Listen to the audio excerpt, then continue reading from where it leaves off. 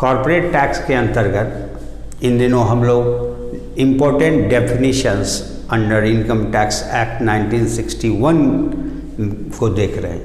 उसी क्रम में बात को आगे बढ़ाते हुए आज मेन एक कॉन्सेप्ट है जिसको कॉन्सेप्ट ऑफ इनकम कहते हैं कि इनकम टैक्स में इनकम का मतलब क्या होता है, what is the real meaning of income, how it has been defined under income tax act 1961, है ना। इन बातों को हम लोग देखेंगे। तो गौर से सोचा जाए तो इनकम टैक्स एक्ट के तहत no any exclusive definition has been given under this act of, because in the range of income in taxation point of view is very wide. It includes all types of income, either from legal activity or illegal activities. If it is an income, then it must be chargeable to tax. Income tax कहता है कि आपका अगर ये income है तो हम income के रूप में टैक्स लगाएंगे। अगर आप इस बात को डिफाइन करते हो कि कहाँ से ये इनकम आया तो भी सही, और डिफाइन नहीं कर पाते हो कि ये कहाँ से आया धन आपके पास तो भी सही। तो इसीलिए इस इनकम का कोई एक्सक्लूसिव या एग्जॉस्टिव डेफिनेशन नहीं दिया जा सका इनकम टैक्स एक्ट में। इन अकाउंटिंग कॉन्सेप्ट के हिसाब से हम लोग देखें तो हम लोग जानते हैं कि generally income implies all revenue receipts of recurring nature, all recurring receipts, revenue recurring receipts which cause increase in the net worth of a person और फर्म इज कॉल्ड इनकम।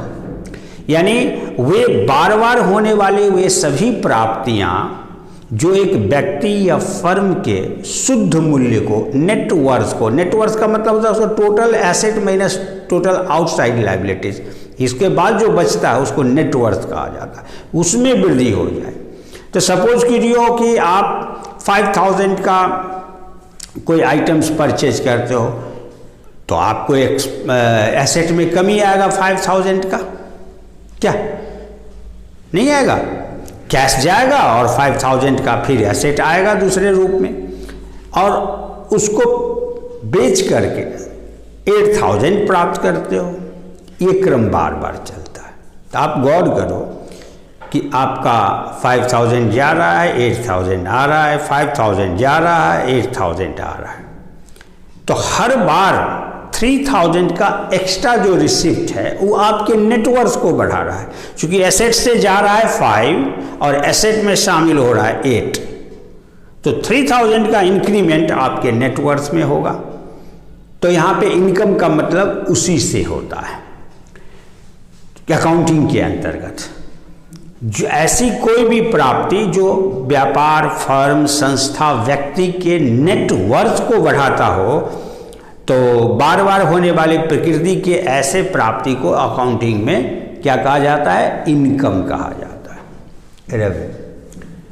अब इनकम टैक्स एक्ट में both recurring receipts, non recurring receipts और casual receipts दोनों को शामिल किया जाता है। रिसिप्ट्स ही नहीं, गेन के रूप में भी प्राप्त होता है, तो वो भी।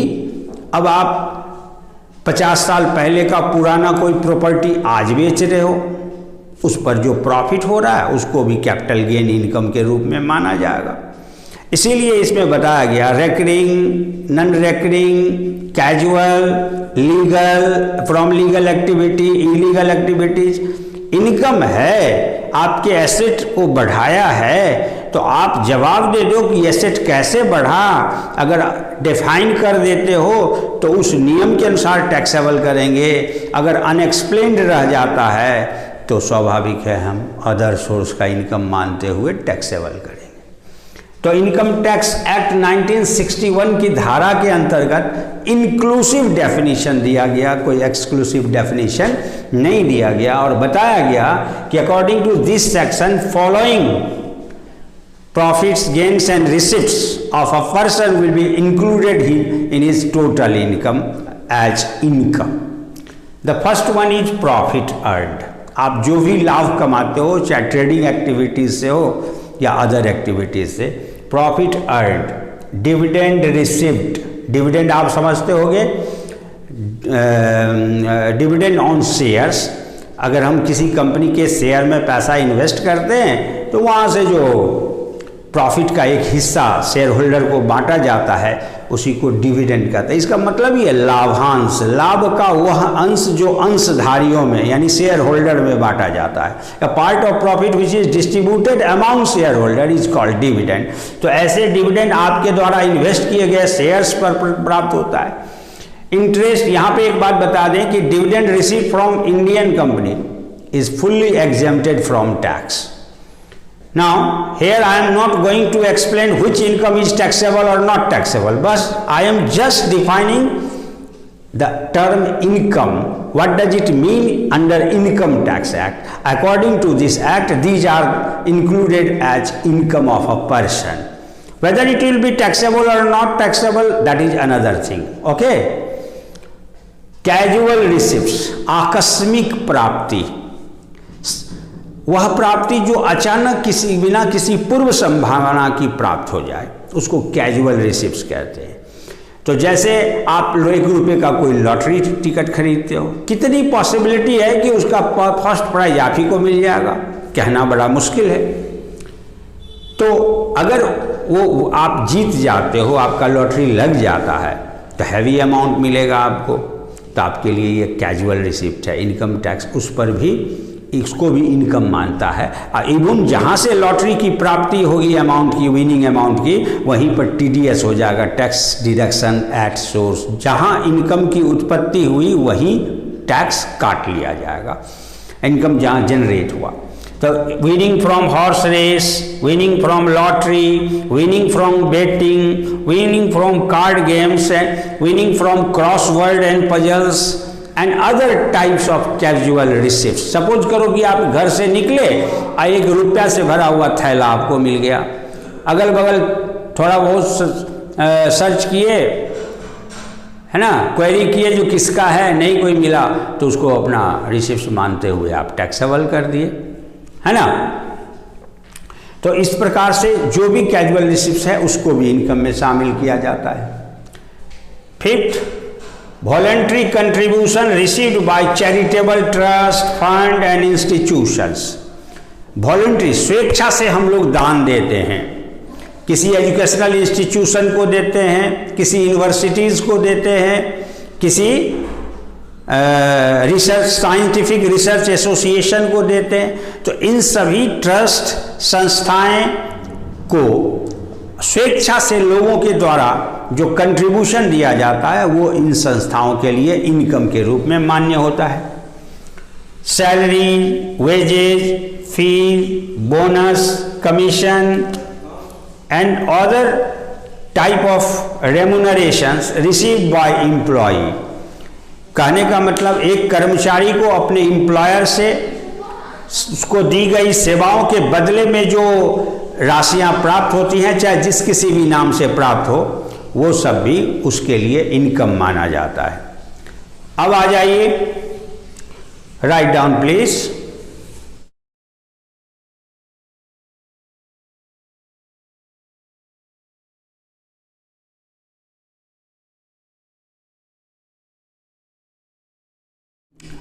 तो 6 पॉइंट तो आप देख चुके थे.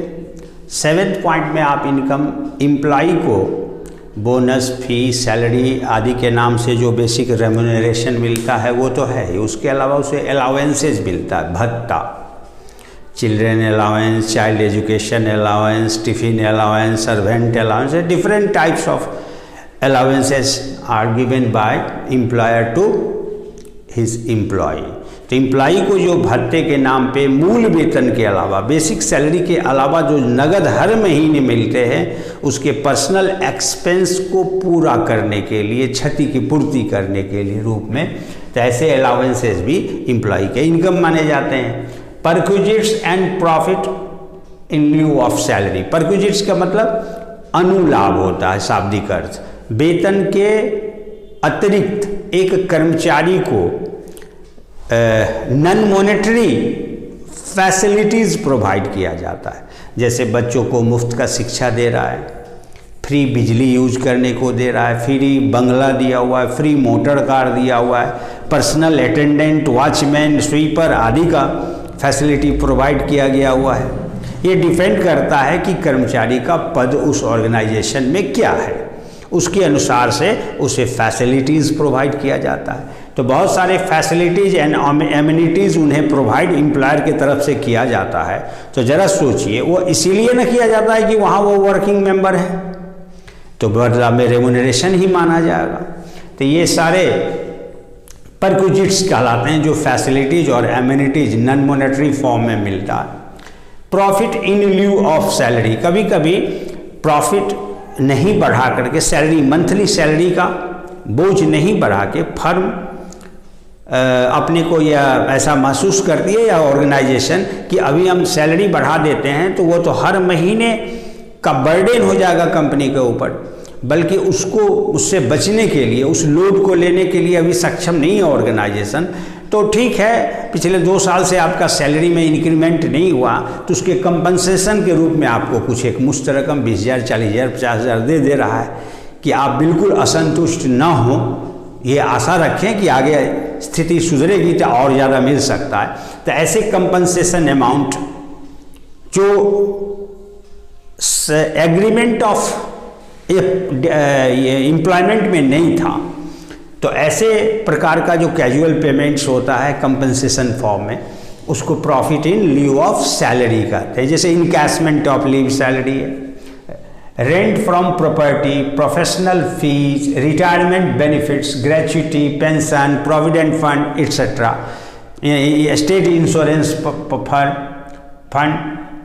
इसके अलावा रेंट फ्रॉम प्रॉपर्टी, आप अपने मकान को, ज़मीन को किराए पर देते हो या मशीन को किराए पर देते हो तो रेंटल इनकम होता है, तो वह भी आपका इनकम में शामिल होगा। प्रोफेशनल्स, जितने भी प्रोफेशनल्स हैं, चाहे वो डॉक्टर के रूप में हो, चार्टर्ड अकाउंटेंट के रूप में हो, इंजीनियर के रूप में है, वोकेशनल एक आर्टिस्ट हो, म्यूजिशियन हो, डांसर हो, डायरेक्टर हो, तो ऐसे प्रोफेशनल्स जो हैं उनके द्वारा अपने क्लाइंट से जो फीस लिया जाता है सेवा देने के एवज में, तो वो फीस उनके द्वारा प्रोफेशनल से प्रभावित होकर कोई क्लाइंट उन्हें गिफ्ट करता है, न कि बर्थडे गिफ्ट या मैरिज डे गिफ्ट नहीं, प्रोफेशन से प्रभावित होके।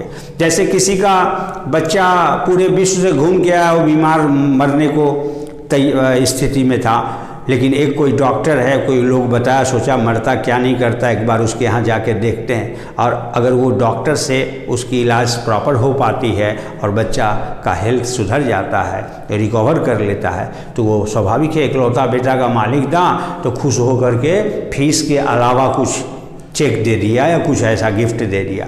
तो ये प्रोफेशन से प्रभावित होकर मिलने वाला, किसी का अरबों रुपए का प्रॉपर्टी जो डिस्प्यूटेड था, किसी लॉयर के द्वारा उसको डिक्री दिला दी जाती है सुप्रीम कोर्ट में, तो वो खुश हो करके, हो सकता है क्लाइंट्स ऑफ काज के रूप में जो फ़ी देना है दिया और गिफ्ट भी दिया। तो ऐसे प्रोफेशन से प्रभावित जो प्रोफेशनल गिफ्ट्स हैं उसको भी इनकम माना जाता है। रॉयल्टी रिसिप्ट, रॉयल्टी आप जो रिसीव करते हो, चाहे जिस फॉर्म में रॉयल्टी हो सकता है, कॉपीराइट रॉयल्टी हो, पेटेंट राइट रॉयल्टी हो, ट्रेडमार्क रॉयल्टी हो, माइनिंग रॉयल्टी हो। रॉयल्टी का इनकम भी एक प्रकार का रेंट ही है ना। स्क्रिप्ट आपने लिखा फिल्म का और उससे वो कॉमर्शियलाइज किया किसी ने, तो बदले में आपको रॉयल्टी देगा। आपने बुक लिखा बदले में, तो वो कॉपीराइट रॉयल्टी देगा। तो रॉयल्टी पब्लिश्ड पब्लिकेशन के अगेंस्ट में आपको जो मिलता है, आपके द्वारा लिखे गए आर्टिकल्स वगैरह, तो वह रॉयल्टी रिसिप्ट भी एग्जाम। एक टीचर के रूप में आप कॉपी जांच करने जाते हो, एग्जामिनर से का फी मिलता है, तो आपका वो सैलरी का इनकम नहीं होगा, वो अदर सोर्सेज का इनकम होता है। कमीशन, आप इंश्योरेंस के एजेंट के रूप में कार्य करते हो या अदर एजेंट के रूप में कार्य करते हो, तो बदले में कमीशन मिलता है। गिफ्ट्स, अपने रिलेटिव को छोड़कर, जो क्लोज रिलेटिव है उनको छोड़कर जो गिफ्ट्स लोगों से प्राप्त होता है, पहले तो उसको इनकम नहीं माना जाता था, लेकिन अब इनकम में शामिल कर लिया गया है। 50,000 रुपये से जितने अधिक का गिफ्ट होगा, सारे गिफ्ट मिलाकर 50,000 से एक्सीड करेगा, तो that will be treated as your taxable income. फिलहाल हम इनकम डिफाइन कर रहे हैं, इसलिए टैक्सेबल से मतलब नहीं है, गिफ्ट को भी इनकम माना जाता है। ना फैमिली पेंशन, अगर कोई कर्मचारी मृत हो गया तो उसके रिटायर्ड था तो उसका पेंशन हाफ उसके परिवार को मिलता है, उसको फैमिली पेंशन के रूप में इनकम माना जाता है। प्राइजेज, कोई खिलाड़ी है, प्रोफेशनल प्लेयर्स है, उसको जो प्राइज वगैरह जीतता है तो उसको इनकम माना जाता है। कैपिटल गेन, किसी कैपिटल एसेट्स को ट्रांसफ़र पर होने वाला प्रॉफिट या गेन वो कैपिटल गेन के रूप में इनकम माना जाता है। जैसे आप 10 लाख रुपया में आज से 5 साल पहले लैंड खरीदे थे, आज के डेट में 25 लाख में बेच दिए, तो 15 लाख का जो एप्रिसिएशन हुआ आपके कैपिटल में, दैट इज़ कैपिटल गेन। अब इन सब के अलावे आप पर जब इनकम टैक्स की इंक्वायरी बैठती है तो आपसे पूछा जाता है ये मकान कहाँ से लाए, तो आपके पास जवाब होता है, आप देते हो और इनकम टैक्स अधिकारी उससे संतुष्ट भी हो जाता। ओके, आपके फलाना बैंक बैलेंस है जिसकी जानकारी आपने इनकम टैक्स डिपार्टमेंट को नहीं दी है अभी तक, तो बताएं ये बैंक बैलेंस आपका कैसा है, कहाँ से आया है। अगर वो लीगल सोर्स है तब तो आप एक्सप्लेन कर पाओगे, नहीं है तो अनएक्सप्लेन्ड रहेगा तो उसको इनकम मान के टैक्सेबल करेगा। इसी प्रकार अगर कोई ऐसा कोई प्रॉपर्टी है बेनामी जो आपके अधिकार में है, जिसका कोई मालिक नहीं है, तो स्वाभाविक है आपको मालिक माना जाएगा। फिर पूछा जाएगा उसका पैसा कहाँ से लाए जो इस प्रॉपर्टी को एक्वायर किया आपने। तो अगर आप कहते हो कि हमको फादर इन लॉ से गिफ्ट हुआ, झूठ बोलते हो तो पकड़ में आ जाएगा, क्योंकि फादर इन लॉ के फाइल में दिखाया गया आना चाहिए इनकम टैक्स में कि इतने रुपए आपको हमने गिफ्ट किया है। अगर उन्होंने दिखाया नहीं फाइल में देने का, तो आपने लेने का कैसे दिखा दिया, तो इसमें वो फैमिली मेंबर भी फंस जाते हैं। इसीलिए एक्सप्लेन्ड है तो एक्सप्लेन्ड के रूप में, अनएक्सप्लेन्ड है तो अनएक्सप्लेन्ड के रूप में आपके इनकम को शामिल कर लिया जाएगा। ऐसे अनएक्सप्लेन्ड सोर्स ऑफ इनकम को के रूप में अदर सोर्सेज का मानते हुए टैक्सेबल कर दिया जाएगा और क्राइम ब्रांच को इसका रिपोर्ट कर दिया जाएगा कि इनकी एक्टिविटी संदिग्ध है। अब ये स्मगलिंग कर रहे हैं कि क्या कर रहे हैं जो एक्सप्लेन नहीं कर पाए, ब्राइबिंग है, डॉडी है, कौन सा पैसा आया ये नहीं बता पा रहे हैं, तो वो अपना जांच होगी उसकी बाद में। इसी प्रकार आपके बच्चे अमेरिका में पढ़ते हैं, उसका हर मंथली कॉस्ट इतना आता है, जिसकी जानकारी आपने टैक्स डिपार्टमेंट को नहीं दिया, तो ये मंथली फ़ी कौन उठाता है, कौन पे करता है, इसका जवाब चाहिए। और अगर आप पे करते हो और बताए नहीं है तो इतना इनकम तो आपको और था जिसकी कोई जानकारी आपने नहीं दी। ये अंगूठी आपने कहाँ से खरीदा, इसका कोई वाउचर नहीं दिखाया आपने इनकम टैक्स में, है ना। तो ये तमाम बातें हैं जिसका जवाब देना होता है, खास करके जब स्क्रूटनी या इंक्वायरी बैठता है। तो इस दशा में इस तरह के जब भी अनएक्सप्लेन्ड एसेट या एक्सपेंडिचर कोई होता है तो उसको एज इनकम मानते हुए इनकम ग्रुप में शामिल कर लिया जाता है। तो इस प्रकार से सेक्शन 224 के तहत इनकम का मीनिंग ये हुआ। Types of income.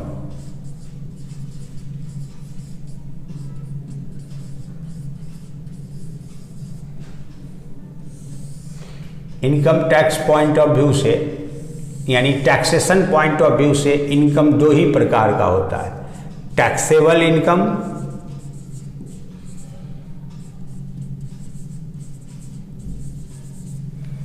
और income exempted income.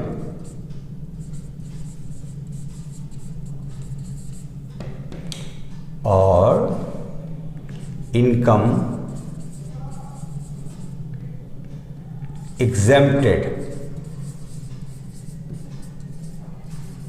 from tax, यानी कर मुक्त आय। ये कर योग्य आय।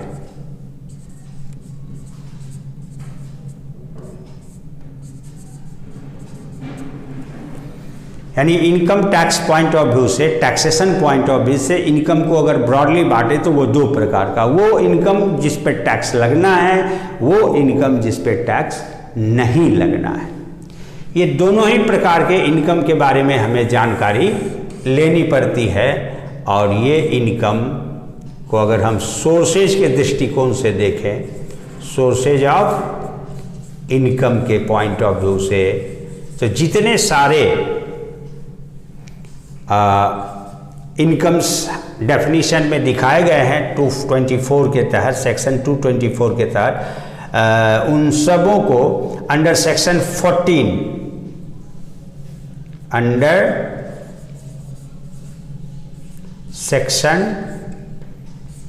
14 के तहत प्रत्येक जो इनकम आपने देखा है 24 सेक्शन में, 224 में, उस सारे इनकम का सोर्स 5 माना जाता है इनकम टैक्स में। यानी there are 5 sources of income, that is income, first income from salary, second income from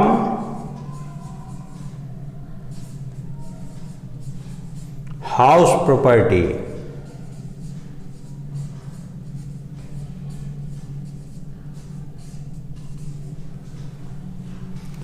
third income from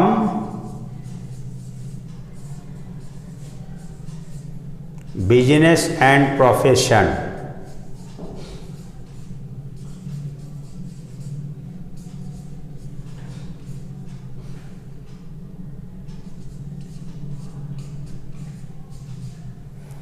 fourth income from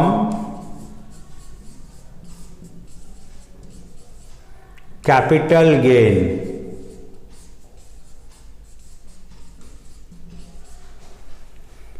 and last fifth income from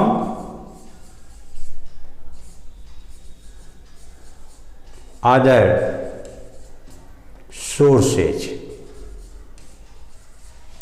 हम ऐसे भी सोचें तो एक व्यक्ति इंडिविजुअल को ले लीजिए, ये नेचर करदाता कौन सा है, व्यक्ति एसएससी कौन है, कंपनी है, फर्म है, इंडिविजुअल हमारे आपके जैसा है, उस सब पे डिपेंड करता है कि उसके कितने हेड्स ऑफ इनकम होंगे, यानी सोर्सेज जहाँ से वो इनकम अर्न कर रहे होंगे, इनकम के दृष्टिकोण, इनकम टैक्स के दृष्टिकोण से कितने हो सकते हैं। तो आप सैलरी के रूप में देखिए तो इंडिविजुअल के अलावा कोई सैलरी पा नहीं सकता। एक क्या, एक कंपनी सैलरी नौकरी कहीं करेगी, एक फर्म कोई नौकरी करेगा, एक बैंक कहीं नौकरी करेगी, नहीं। तो इंडिविजुअल के हेड केस में आपको मैक्सिमम 5 सोर्स हो सकता है, बाकी अदर केस में 5 नहीं होगा, मैक्सिमम 4 होगा। इन बात को आप ध्यान में रखें।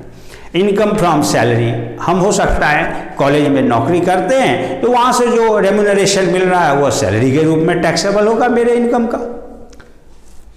दूसरा, हम अपना मकान का एक हिस्सा किराए पर उठाए हुए हैं तो उससे इनकम आ रहा है रेंट का, तो इनकम फ्रॉम हाउस प्रॉपर्टी के रूप में वो रेंटल रिसिप्ट टैक्सेबल होगा। हो सकता है हम ट्यूशन पढ़ाते हो कोचिंग टाइप का, तो प्रोफेशन का रूप में टैक्सेबल होगा इनकम, उस फीस के रूप में जो हम रिसीव करते होंगे अपने स्टूडेंट्स से। हो सकता है किताब की दुकान को भी खोल रखे होंगे तो बिजनेस के रूप में, तो बिजनेस एंड प्रोफेशन के रूप में इनकम दोनों आ गया। हो सकता है कि ज़मीन वगैरह बैरियर अलग अलग जगह पे हम खरीद के छोड़ रखे हैं और जब वो 2-4 साल के बाद उसका कैपिटल प्राइस एप्रिशिएट करता है, वैल्यू प्राइस हाई इंक्रीज करता है, हम उसको बेच देते हैं। तो 2 लाख में खरीदा, 5 लाख में बेचा, इस तरह का जो मार्जिन लेके प्रॉपर्टीज वगैरह का डीलिंग करते हैं तो कैपिटल गेन हो गया, इनकम फ्रॉम कैपिटल गेन। और इसके अलावा बैंक में जमा किए, इंटरेस्ट मिला, कहीं शेयर में लगाए, डिविडेंड मिला, कहीं हॉर्स रेस में पार्टिसिपेट किए, वहाँ से विन कर लिए, लॉटरी का टिकट कटाए, वहाँ से आ गया। इसके अलावा ज़मीन खाली पड़ा हुआ था तो ईंट भट्ठा के लिए किसी को लगाने के लिए दे दिया तो उससे लीज रेंट आ रहा है। चूँकि रेंट में कंफ्यूज ना हो, यहाँ सिर्फ हाउस प्रॉपर्टी का रेंट इनकम आएगा। लैंड अगर केवल किराए पर उठाते हैं उसमें हाउस सही नहीं है, बिजनेस कमर्शियल पर्पस या कोई पर्पस हो, हाउस होना चाहिए, लेकिन वहाँ पे हमने तो ज़मीन किराए पर दे रखा है, किस लिए, तो ईंट भट्टा लगाने के लिए।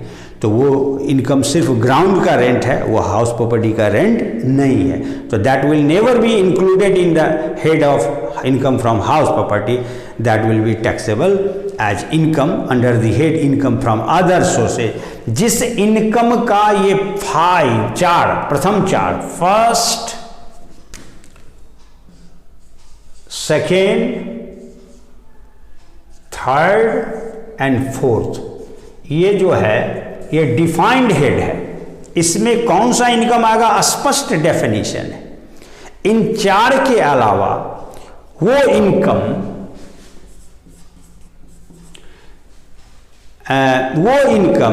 जो प्रथम चार शीर्षक में टैक्सेबल नहीं होता तथा सेक्शन 10 के तहत इनकम टैक्स एक्ट के धारा 10 के अंतर्गत एग्जेम्प्ट भी घोषित नहीं है, ना तो फर्स्ट 4 हेड में टैक्सेबल हुआ और ना ही वो एग्जेम्प्टेड है धारा 10 के अंतर्गत।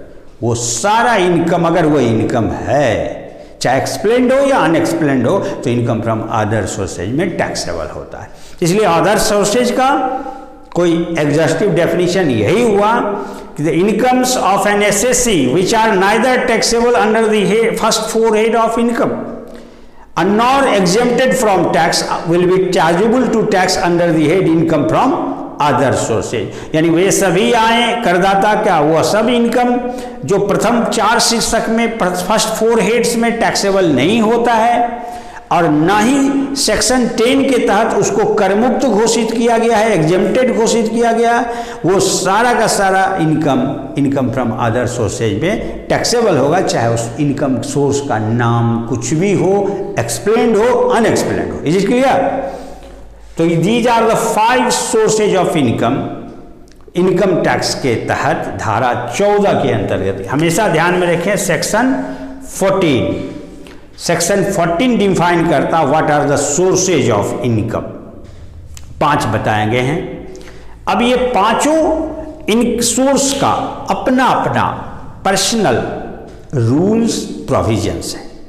एक व्यक्ति का अगर सैलरी इनकम हो रहा है तो टैक्सेबल सैलरी कैसे निकाला जाएगा, how will you compute the taxable income under the head income from salary has been explained under this head. How will you determine taxable income from house property has been explained under this head. How will you from business profession and capital gain and other sources. Every heads have their own rules, provisions given under the Income Tax Act 1961.